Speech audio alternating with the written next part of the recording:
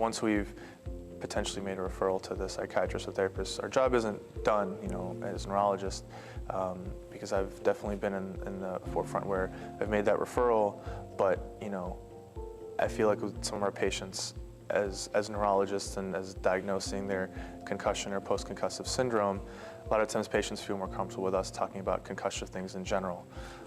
So it's still possible that a lot of the mood or anxiety or irritability changes can manifest in your clinic visit and not in another specific psychiatric clinic visit. And one thing to be aware of is a lot of these patients will have no pre-existing psychiatric history. So it's difficult for them to say, oh, I have to go to a psychiatrist now, I have to go to a psychologist now because of the stigma.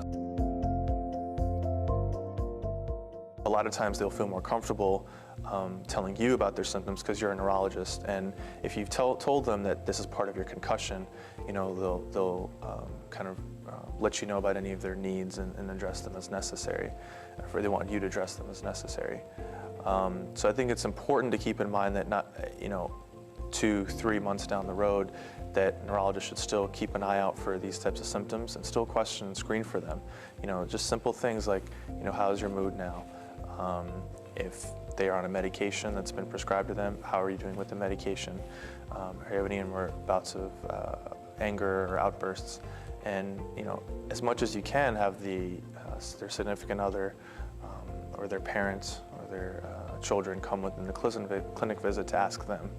I think we can kind of relay it to dementia, in the sense that a lot of times in our dementia patients, we always like to have the caregiver, or even if it's a mild dementia, the significant other or a close friend come by to say, like, okay, this is what they're thinking, now what are you thinking?